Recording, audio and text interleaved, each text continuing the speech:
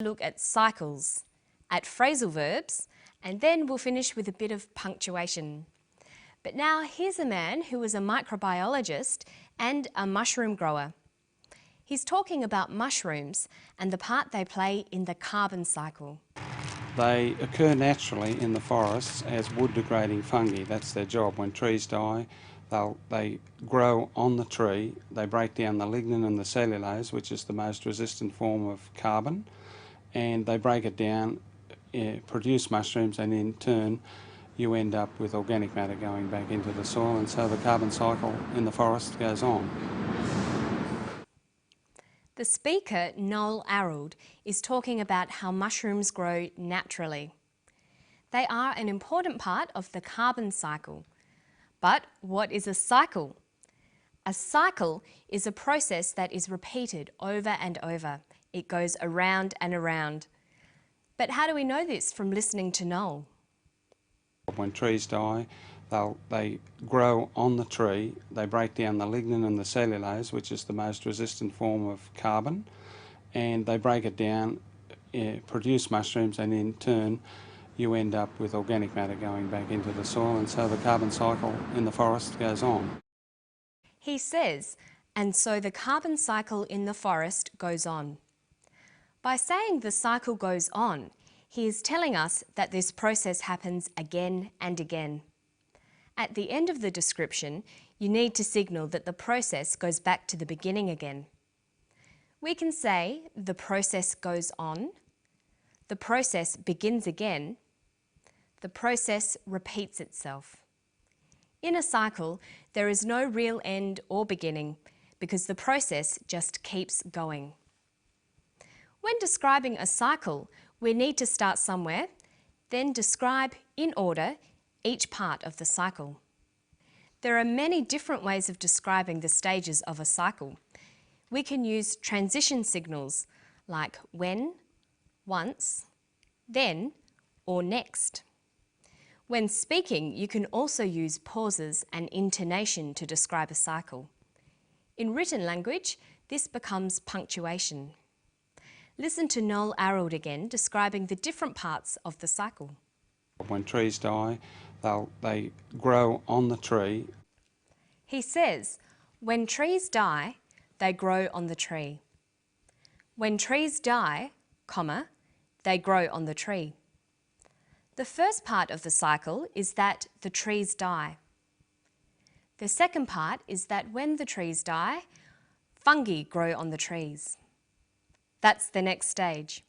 When trees die, they grow on the tree. They break down the lignin and the cellulose, which is the most resistant form of carbon, and they break it down, produce mushrooms. Okay, he says that the fungi break down the lignin and the cellulose. They break down the tree. So the third stage is that the fungi break down the tree. Fourth, they produce mushrooms. When trees die, they grow on the tree. They break down the lignin and the cellulose, which is the most resistant form of carbon, and they break it down, produce mushrooms, and in turn you end up with organic matter going back into the soil. And so He says, in turn, organic matter goes back into the soil. In turn signals the next stage of the process. In turn means next or because of that. That's the fifth stage. The organic matter goes back into the soil. And then what happens? when trees die, they grow on the tree. They break down the lignin and the cellulose, which is the most resistant form of carbon, and they break it down, produce mushrooms, and in turn you end up with organic matter going back into the soil, and so the carbon cycle in the forest goes on. The carbon cycle in the forest goes on. The organic matter helps new trees to grow again, and then those trees die. We're back to the first stage again. This is the carbon cycle. Okay, now we're going to look at some phrasal verbs. Phrasal verbs consist of a verb followed by a preposition. This forms a new verb, sometimes related to the original verb, but sometimes not. Phrasal verbs are idiomatic. There's no pattern to the meanings they take, and they often have a number of different meanings. You often can't just guess the meanings of phrasal verbs, you have to learn them. Let's look at the phrasal verbs in this clip. They break down the lignin and the cellulose, which is the most resistant form of carbon, and they break it down, produce mushrooms, and in turn you end up with organic matter going back into the soil, and so the carbon cycle in the forest goes on. There were 4 phrasal verbs. They were break down, end up, and 2 using go back, and go on. Notice that sometimes the preposition will give you an indication as to what the phrasal verb might mean. Let's look at these 4. See if you can match the meanings. Break up, end up, go on, go back, and finish, continue, decompose, return. Well, break up means to decompose.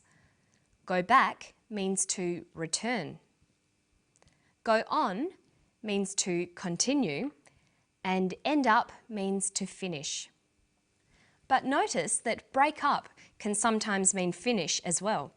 We can break up from school. In formal writing, we would be more likely to use words like continue or return than phrasal verbs, which tend to be less formal. Phrasal verbs are difficult to learn because there are so many of them. Look at go. We've already seen it with go back and go on, but there's many, many more. And remember, most of these have got more than one meaning. It takes a lot of time to get used to all the phrasal verbs and what they mean. You need to listen carefully to people speaking and the way they use phrasal verbs. Another important thing to do is to write them down in groups and buy a good phrasal verb dictionary. So pay attention to those phrasal verbs.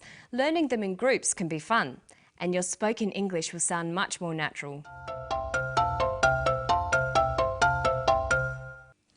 Now we're going to look at some writing tips. For variety, it's important that you use a lot of different sentence types of different lengths. The difficult thing is finding the balance. You can join together short sentences using conjunctions, but what do you do with sentences that are too long? This sentence has many ideas, all joined together with and. How many ands are there in the sentence? They break down the lignin and the cellulose, which is the most resistant form of carbon, and they break it down, produce mushrooms, and in turn you end up with organic matter going back into the soil, and so the carbon cycle in the forest goes on. There are 4 ands. This sentence is too long and should be edited. The ideas can be broken down into smaller groups and shorter, clearer sentences.